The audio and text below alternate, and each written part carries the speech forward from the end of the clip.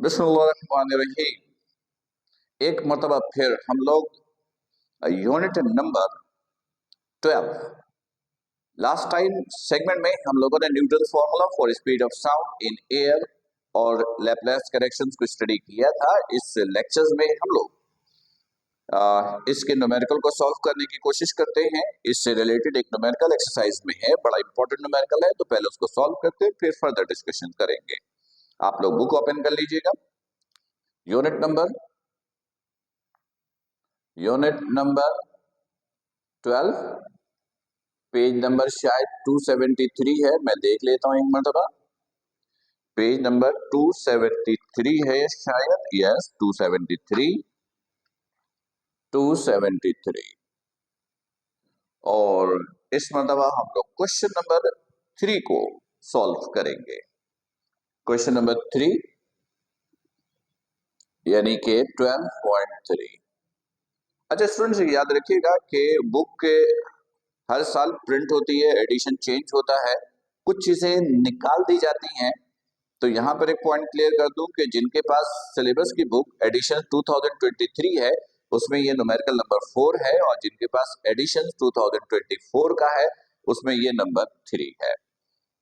Numerical same है, यानी new addition में ये नंबर 3 है, ओल्ड एडिशन में ये नंबर 4 है। मैं एक दफा पढ़ रहा हूँ क्वेश्चन ताकि आप लोग देख लीजिए कि कौन सा क्वेश्चन हम लोग अटेम्प्ट कर रहे हैं, जिसमें कह रहा था कि an increase in the pressure of 100 kilo pascal, an increase in the pressure of 100 kilo pascal. दिख गया?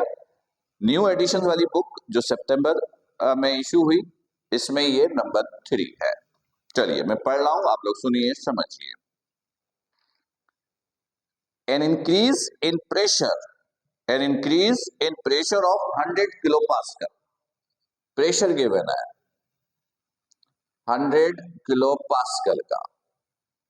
किलो का मतलब होता है 1000, तो किलो को हटाने के लिए 1000 से मल्टीप्लाई, 1000 से मल्टीप्लाई करेंगे तो ये हो जाएगा 10⁵ पास्कल।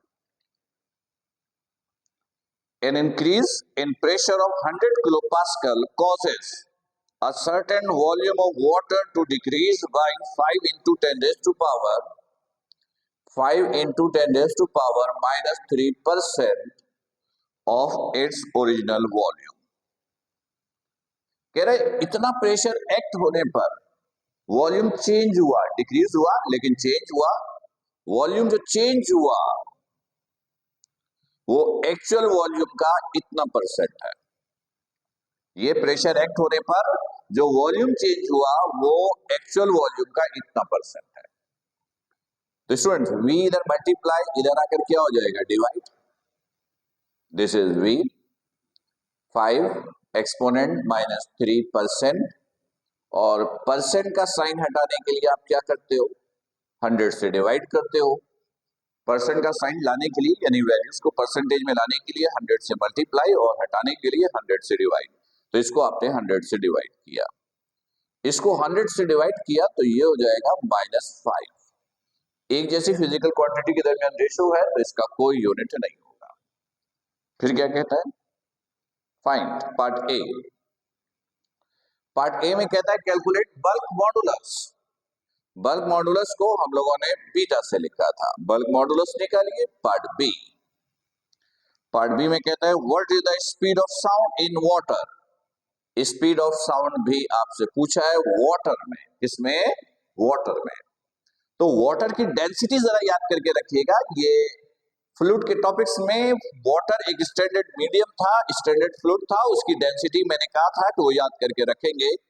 वाटर की डेंसिटी होती है 1000 kg पर मीटर क्यूब, ये है डेंसिटी। तो इस वैल्यू को आप याद करके रखिए। अब देखिएगा, अगर इसके हम सॉल्यूशंस पे आए,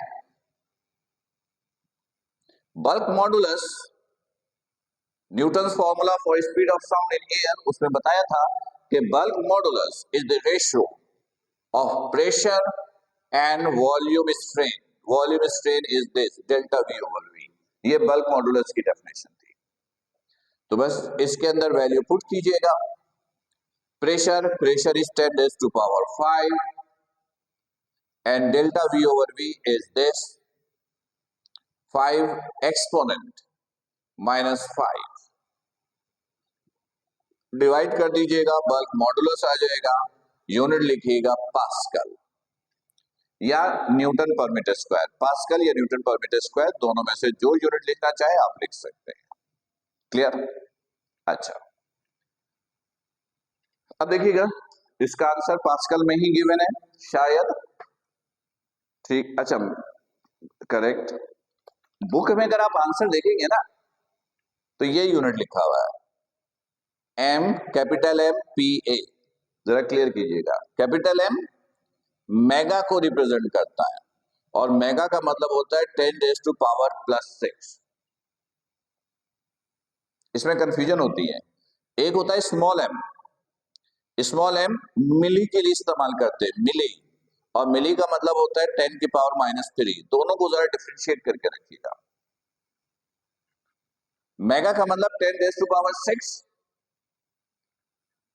वैसे तो इस क्वेश्चन में कहीं फरमाइश नहीं थी कि पास्कल को आप चेंज कीजिए मेगा में, मिली में, किसी में भी, लेकिन अगर आप बुक से आंसर मैच करना चाहोगे, बुक में आंसर मेगा पास्कल में है, मेगा पास्कल में है, तो अगर आप पास्कल को मेगा पास्कल में लाना चाहें तो आप 10⁻⁻6 से डिवाइड कर दीजिएगा, ये मेगा पास्कल में आ जाएगा।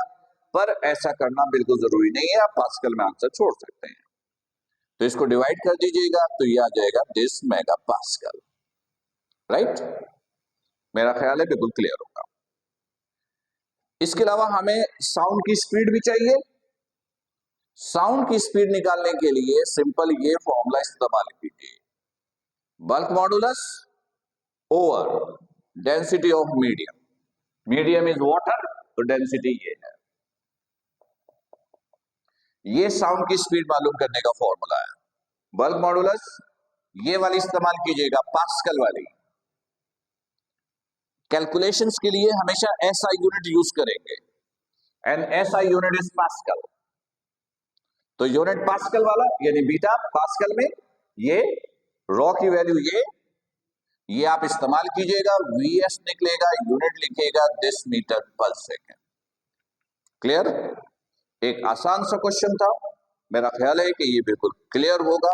कोई इशू, कोई प्रॉब्लम हो तो लाइव सेशन में आप मुझसे डिस्कस कीजिएगा। अपना बड़ा ख्याल रखिएगा। अस्सलाम वालेकुम।